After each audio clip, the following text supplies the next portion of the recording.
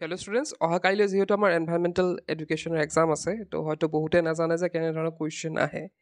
তো টপিকখিনি আমি ডিছকাছ কৰিছিলোঁ যোৱাকালি চিলেবাছ ডিছকাছ কৰিছিলোঁ আজি আমি এখন কুৱেশ্যন পেপাৰ চাম যে কুৱেশ্যন পেপাৰখন আচলতে কেনেধৰণৰ কুৱেশ্যন আহে আৰু আমি পাৰিম নে নাই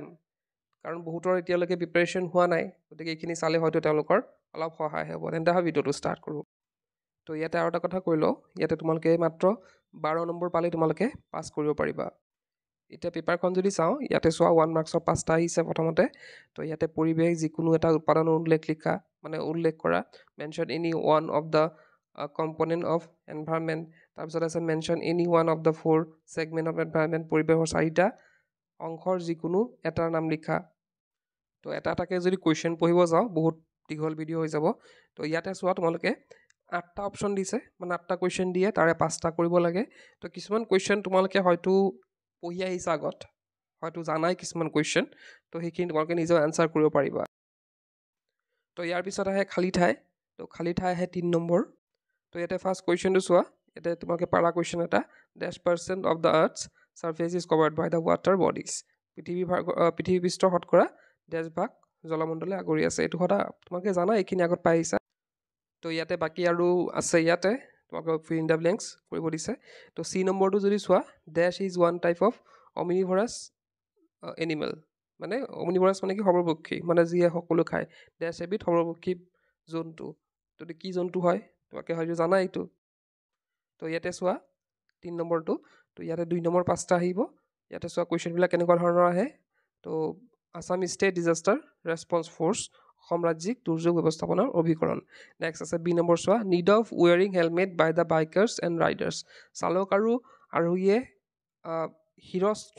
হিৰস্ত্ৰাণ হ'ব হেলমেট পৰিধান প্ৰয়োজনীয়তা সেইখিনি আমি বনায়ো লিখিব পাৰিম কিয় আমি হেলমেট পিন্ধিব লাগে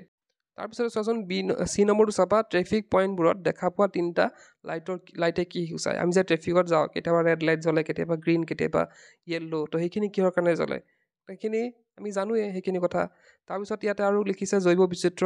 সংৰক্ষণ কনজাৰ্ভেশ্যন অফ বায়'ডাইভাৰ্চিটি সেইটো পঢ়িছা আগত তোমালোকে আকৌ জেব্ৰা ক্ৰছিঙৰ বিষয়ে লিখিব দিছে কিহৰ কাৰণে জেব্ৰা ক্ৰছিং ইউজ কৰা হয় সেইখিনি কথা আমি যদি লিখি দিওঁ ধুনীয়াকৈ হৈ যাব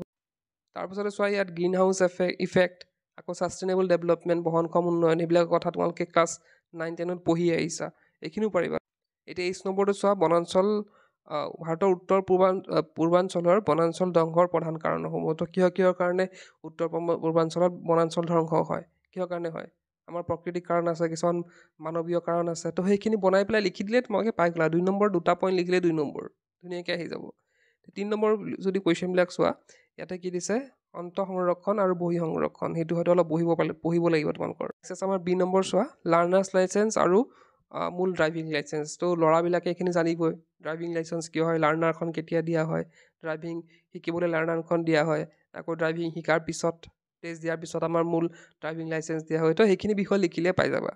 তাৰপিছত বাধ্যতামূলক আৰু সতৰ্কীকৰণ পথ চিহ্নসমূহ তো পথ চিহ্নত মানে যোনবিলাক ইণ্ডিকেটৰ দিয়া থাকে ৰাস্তাই মানে এনেকৈ ৰেল লাইন আছে ধৰা এইপিনে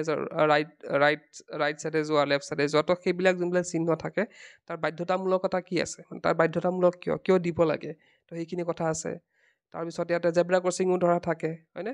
তো তেনেকৈ বিভিন্ন কথা লিখি দিলেই হ'ল তাত আৰু তাৰপিছত genetic biodiversity and species biodiversity তো জিনগত জৈৱ বৈচিত্ৰ্য আৰু প্ৰজাতিগত জৈৱ বৈচিত্ৰ্য সেইটো কথা তোমালোকে হয়তো পাইছিলা নহ'লে অলপ ষ্টাডি কৰি লোৱা বস্তুখিনি আৰু ই নম্বৰটো চোৱা primary pollution and secondary pollution primary মুখ্য প্ৰদূষক আৰু গুণ প্ৰদূষক সেইখিনি কথা আমি কিন্তু ছ'চিয়েল চায়েন্সত আমি পাই আহিছোঁ ক্লাছ 9-10ত তাৰপিছত এফ নম্বৰটো যদি চোৱা স্বভোজী আৰু পৰভোজী হয়নে এইখিনিও পাইছিলোঁ আমি স্বভোজী কাক বোলে পৰভোজী মানে কি যিয়ে বেলেগৰ ওপৰত ডিপেণ্ড কৰি মানে খাদ্য সংগ্ৰহ কৰে তো সেইখিনি পৰভোজী হয়নে এইখিনি তোমালোকে পাৰাই চোৱা তাৰপিছত ইয়াতে চোৱা natural and man made noise pollution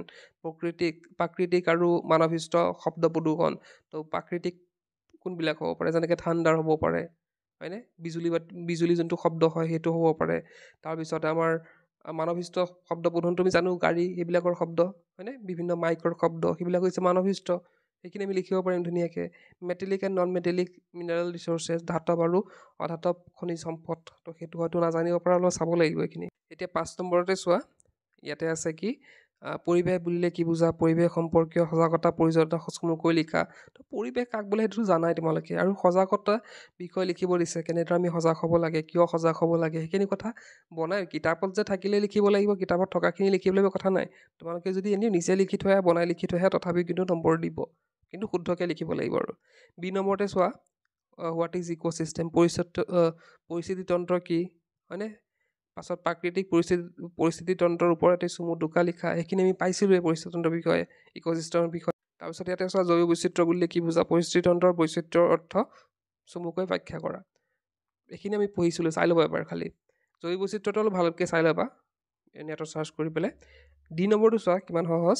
প্ৰাকৃতিক দুৰ্যোগ আৰু মানৱসৃষ্ট দুৰ্যোগৰ মাজত মূল পাৰ্থক্য কি? তো প্ৰাকৃতিক দুৰ্যোগ কোনবিলাক হয়, যোনবিলাক প্ৰাকৃতিকভাৱে যোনবিলাক ধৰা ভূমিকম্প হ'ব পাৰে, হয়নে, ভূমিশৃংখল হ'ব পাৰে, সেইবিলাকৰ যোনবিলাক হয় সেইখিনি প্ৰাকৃতিক দুৰ্যোগ। আৰু মানৱসৃষ্ট দুৰ্যোগটো গম পাইছা তোমালোকে, গছ চছ কটা হয়, হয়নে, সেইবিলাক হ'ব পাৰে। তো সেইখিনি পাৰ্থক্য কি, হয়নে? প্ৰাকৃতিক দুৰ্যোগবিলাক কোনে সৃষ্টি কৰে, প্ৰকৃতিয়ে সৃষ্টি কৰে। মানৱ যোনবিলাক হয়, মানৱসৃষ্ট দুৰ্যোগবিলাক কোনে সৃষ্টি কৰে, মানুহে সৃষ্টি কৰে। তো তেনেকৈ ডিফাৰেঞ্চ উলিয়াই পেলাই 3টা লিখি দিলেই হ'ল। আৰু 2 নম্বৰ দিছে, উদাহৰণসহ মানৱসৃষ্ট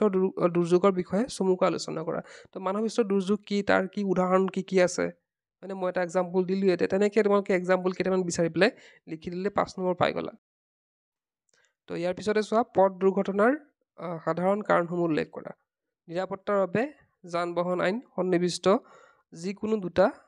মানিবলগীয়া নিয়মৰ বিষয়ে চমুকৈ লিখা। তো ইয়াতে কি কৈছে, পথ দুৰ্ঘটনা কিয় কাৰণে হয়, হয়নে, সেইখিনি তোমালোকে কাৰণসমূহ লিখিব পাৰিবা, হয় নহয়, অসাৱধানতা মানুহৰ, হয় নহয়। তো বিভিন্ন ধৰা